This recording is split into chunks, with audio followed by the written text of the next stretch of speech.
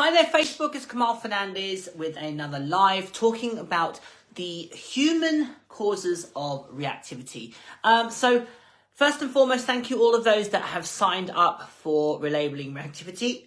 It's great to have you all in the community where you can help move forward with your dog's reactivities challenges with the assistance of myself, my team, and the community that we've created in Relabeling Reactivity. So if you're still thinking about whether you want to join this time, the doors to the VIP section or the VIP access to my Relabeling Reactivity course is currently open and will be for the next, will be in total for 10 days, starting from Monday. So that will lead us up to, I think now, midweek next week, when the doors will close for the VIP access. So if you've got a dog that has reactivity challenges and it's something that you want to move forward from, overcome and address, then join Relabeling Reactivity and start the beginning of a new chapter in your dog's life. So the last couple of days I've been talking about the human aspect of reactivity and the causes of or the underlying causes or the underlying factors that can cause reactivity. So on Monday, I talked about confidence and how a lack of confidence on the dog's part and the owner's part can often contribute to reactivity challenges. If you aren't confident with your dog or you're conveying a level of a lack of confidence, that can definitely affect your dog's mindset and your dog's response to things, and that can subsequently result in a reactive response. So considering that and definitely confidence is a huge part of moving forward. And I talk through tools and techniques that you can implement to help develop your own confidence. Secondly, on Tuesday, I talked about anxiety, how anxiety can be present for both the owner, caregiver, and the dog, and how anxiety can definitely become a causation of reactivity, and how to overcome and move forward from reactivity. And that, I would say, is a really common cause of dogs that have reactivity issues. And it's that handles anxiety, whether it's prior to owning the dog, as a result of the dog's behavior, and so forth and so forth. So the third thing that I want to talk about today, which can definitely contribute to people having issues relating to reactivity, and it does affect the previous two things that we've considered, so confidence and also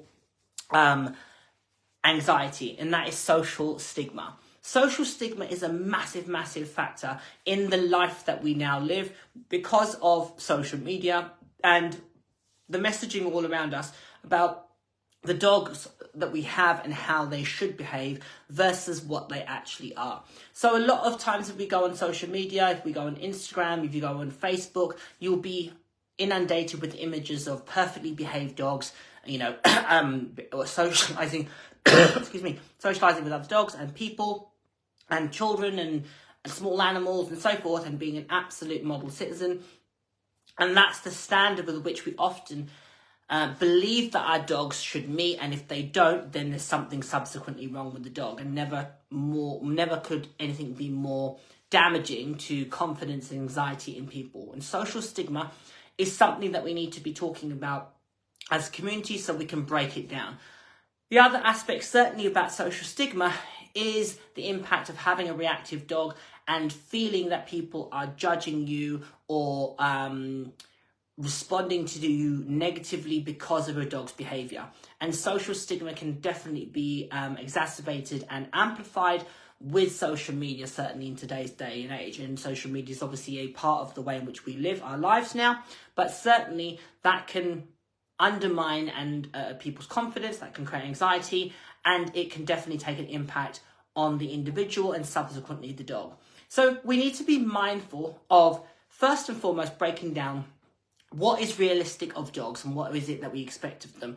Often our perception of what dogs should be versus what they are is very much disconnected. And that's largely, if we look at wider media, if we look at things like Disney and, television programs of these dogs behaving absolutely immaculately and so forth, that can become the beacon with which we hang our leads, so to speak. So if we look at, say, Disney and we look at Lassie, again, I talk about this in a blog. Lassie wasn't even a female dog. It was actually 5 male rough collies, and yet we almost have that image in our head of how our dogs should behave based on that standard of Lassie and the Disney-esque response that dogs, or the Disney-esque character the dogs should adhere to. Dogs are obviously predators. They're going to exhibit a lot of behaviour that's innately genetic within them, and that might be socially inappropriate. Often there's a disconnect, certainly in a lot of Western culture, about how dogs should behave, and that they should be the model citizens socially. They should turn the blind eye when another dog has a go at them. They should ignore all small moving things.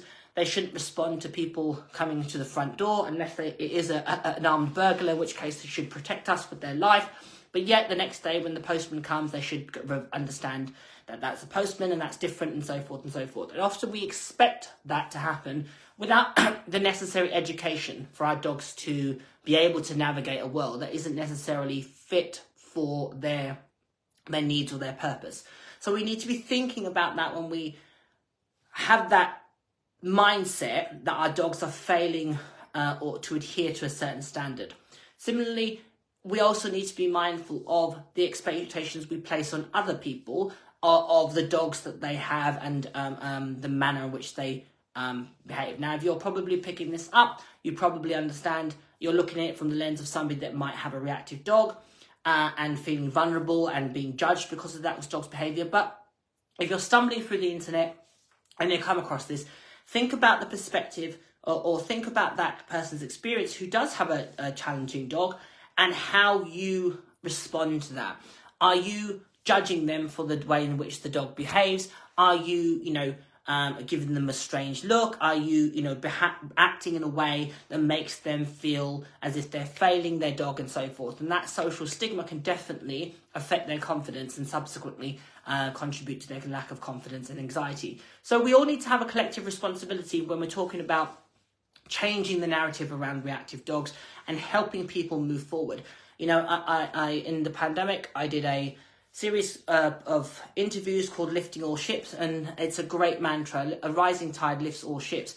We should all be collectively working to improve the lives of dogs, despite methods, despite approaches. We should all be looking at moving dogs forward and understanding that everybody needs a level of compassion and understanding and kindness when they're working through a problem behaviour. So definitely social stigma is something that we need to be aware of. So if you're thinking about posting about somebody's dog that behaved inappropriately at a show or at an event or down your street, think of the impact, the ripple effect that will have on not only that individual, but other people that might come across that post and see that, oh, so-and-so, there was a dog. I saw somebody with a dog and they were lunging and barking and they were completely to be out of control and so forth and so forth. Whilst you might not directly impact that person, they might not even be aware of your post or your judgment, but somebody else subsequently it might be, and that might knock their confidence. So think about the energy that you put out when you are, looking at somebody with a dog that has a reactivity challenge. And again, I talked yesterday about trying to extend a kindness and vice versa, and asking for help and extending help if and when needed be. So definitely social stigma and the ideology of what dogs should be versus what they are, making sure that all of us are holding ourselves accountable for how we act when somebody is struggling with their dog. Can we offer them help? Can we offer them support? Can we be compassionate? Can we be kind? Is a massive, massive part of moving the conversation forward when it comes to reactive dogs. So those two things are very, very common when it comes to dogs that have reactivity. And again, that then ultimately impacts the owner and how they subsequently want move in this world, from a place of lacking confidence or a place of anxiety based on other people's opinion. When you have a dog that has reactivity challenges, it can make you be very paranoid of what people are saying, make you very aware of what people are saying. Even those throwaway comments, it can really hit a nerve, because at the end of the day, our dogs are connected to us. They're part of our family. We have that deep social bond with them. And, it would be something like the equivalent of somebody saying something derogatory about my child. I would take great offence if it was about my dogs. And that's something that we all need to remember when we are looking at somebody who is clearly struggling with their dog and they need support from the wider community. Social stigma is definitely something that, certainly when it comes to reactivity, it can also work in the sense of preventing people moving forward, because there is either a collective what's the word I'm looking for? A collective acceptance of their dog's behaviour, I suppose is the best way of putting it. So if you adhere to the thought that reactivity is a lifelong sentence, then you may subscribe to thinking and find people that are going to support you in that. Yes, your dog's reactive. You find a lot of people like on going on Instagram, reactive dogs unite, etc., as if that there's they're a specific type of community that we want to belong to. That in itself can be a little bit damaging if you want to move forward. Again, it's attaching a very fixed, permanent label to your dog's behaviour, rather than looking at it as a normal dog that's exhibiting some normal dog reactions, and it's my role to educate that dog and build its confidence so that it can navigate the world in a more accepting manner, so that in a way that wider society will accept that dog's behaviour. So social stigma is a massive contributing factor of the human causes of reactivity, or the human factor within the reactivity experience, for want of a better term. And it's really important that we are thinking about how we respond to people that have dogs that are displaying reactive issues. How can we support them? And that is from the point of, if you have somebody with a dog that's running over to your dog, that you're feeling a bit vulnerable, again, rather than asking them to frantically get their dog on the lead, etc. My dog doesn't like other dogs, and that doesn't necessarily always get the right response. Ask them for help. My dog's a bit worried about the dogs. Could you just pop your dog on the lead? Could we do some parallel walking? Could we, let them meet in a controlled manner maybe the next day, or so forth and so forth. So considering about turning the script so that it isn't one where you're getting concerned, worried, or anxious. So social stigma is a massive, massive part. And again, as I said, it can feed into the other two factors of anxiety and lack of confidence, based on the concern that you're feeling about how people are going to be looking at you. I always urge my community to dust it off, okay? What people think of you is none of your business. Let them think what they want to think. And also know that you are doing the best that you can in the situation that you are putting yourself in and the dog in. It's really important to, again, use the techniques and tools that I discussed in the previous 2 days, record keep, video, journal, etc., so that you can start to see progress moving forward. I also accept that you're probably going to have a minor setback, because that's the trajectory of any training, whether it be for sports or behaviour modification or just general training. You're always going to see progression doesn't go in a straight linear line. It can be up and down, backwards and forth. So we need to be aware of that. So preempt that you might have a day when the dog has a slight outburst or overreaction with something. And it's really important that we don't take that to heart. We acknowledge that it happened. See if we can identify any ways in which we could prevent it from happening, learn from that experience, and move forward. Think about how we as a collective, some of the people that watching this might not have reactive dogs. How do you respond to somebody that has a dog with a behavioural challenge? Do you operate and act from a place of kindness and compassion, or are you passing judgment on them?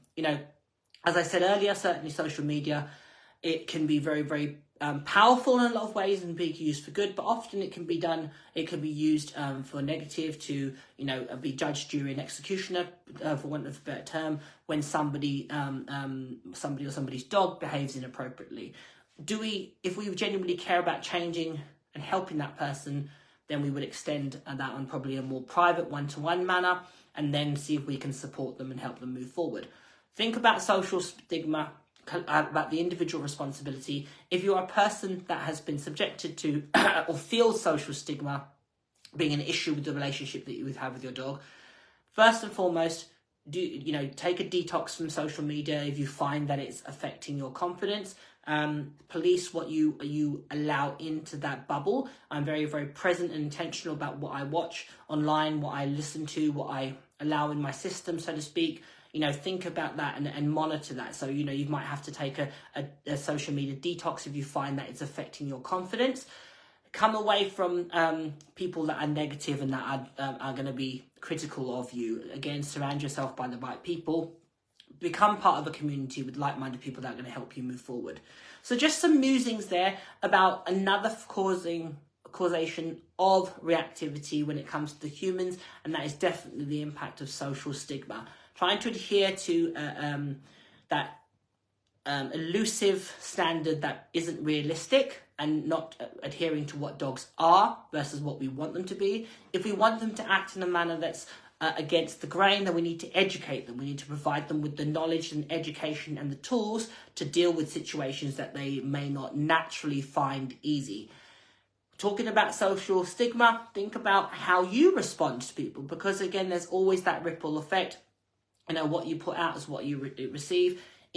Are you being a little bit judgmental about people's behaviour? Are you, contributing to social stigma in your actions? So have a reflection on that sense, and think about that. We should all be looking at that constantly, and also in terms of as an individual, if you feel that you are susceptible to social stigma, certainly look at where that comes from. If it's social media, consider having a step back or taking a break from it to allow yourself breathing room whilst you move forward.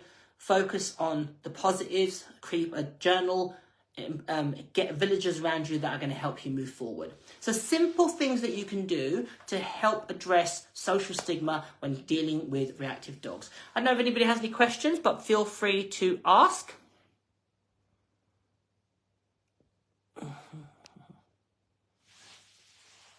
So as I said, if you haven't had a chance to have a look, go back and look at the previous lives that I've done talking about confidence, anxiety, and now social stigma. 3 massive contributing factors when it comes to reactivity.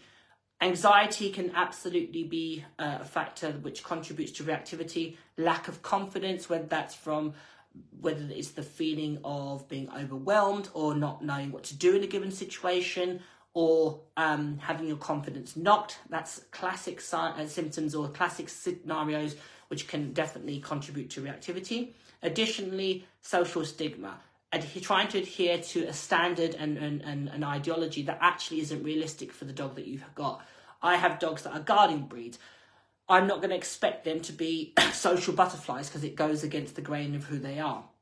I'm going to have motion sensitive dogs. I'm not expecting them to totally ignore fast moving things. I might have them that they can exhibit a great level of impulse control and self-control, but I don't expect them to totally ignore the fast-moving thing. I just want them to display some self-control. So thinking about what is realistic for the dog will definitely help you deal with social stigma and hopefully build your confidence and prevent anxiety. So I don't know if there's any questions from anybody. Just some musings for me mid-morning about reactivity. Again, as I mentioned at the opening of this live, if you are interested in relabeling reactivity and you want to be part of that community, go to my website, have a look there. I'll be telling people more about what's in the course and all the great tools and resources that we have. If you're interested, send me a message. I can certainly steer you and give you guidance of whether it's going to be appropriate for your dog. But yeah, just some musings from me all this week about the human aspects that can cause or contribute reactivity and ultimately can turn your dog's reactive behaviour into perfect behaviour. All right, guys, just some musings. Enjoy whatever you're doing. Feel free to tag people that you think this conversation will be relevant with. There's going to be many more lives coming up in the next week or so focused on this same topic. And also, I'm in the midst of putting together a podcast, which hopefully will be up and running in the next couple of months, which will be really, really delving into some of these topics in a greater detail. All right, whatever you're doing, and one question. Oh, hang on a second. I wish more people would start with understanding that a reactive dog is not always aggressive. How do I stop owners when they realise my anxious bark is just 7 months old from trying to help by suddenly letting their dog off lead to educate and socialise with my dogs whilst I still have my poor puppy on lead? So I would definitely think about where you walk and creating distance, because ultimately we can't be in control of the general public, much as we would like to. So I tend to walk in some more isolated areas if I can, or isolated part or further from the main entrances, simply because it allows me time. If I see somebody in the distance, I normally will then go another way, or I'll either put my puppy back in the car and then I'll wait for them to pass, or I'll create distance, or I'll take an alternative choice. It's really important that we don't get hung up on trying to deal with the other people, because they're out of our control. We can control our response, we can control where we walk, we can control where we move to, we can control the distance, we can control whether we just give our dog 5 minutes back in the car, and so forth and so forth. Again, then simultaneously make sure that you are investing in your dog's confidence by creating a social group of dogs that they can meet with great temperaments, so they can have lots of positive experiences and slowly build their confidence up. Sorry, let's have a look. Selena asked, are you going to do anything more on adolescent? Again, mine's coming into adolescence at almost 7 months and coming into another dear period. Yes, adolescence is challenging. I will be doing my Annoying the Adolescents webinar again, but it probably won't be till next year now. I put lots of content out on social media and on my YouTube page about adolescent dogs, so go and check that out and have a look on that stuff. And I think there might be a previous live on my YouTube page which talks about adolescence, so check that out. But again, I've written blogs on adolescence, so check that out for ways to navigate it. But yes, the webinar will be out probably next year now. All right, all. Thank you for your questions. Hopefully it's been helpful.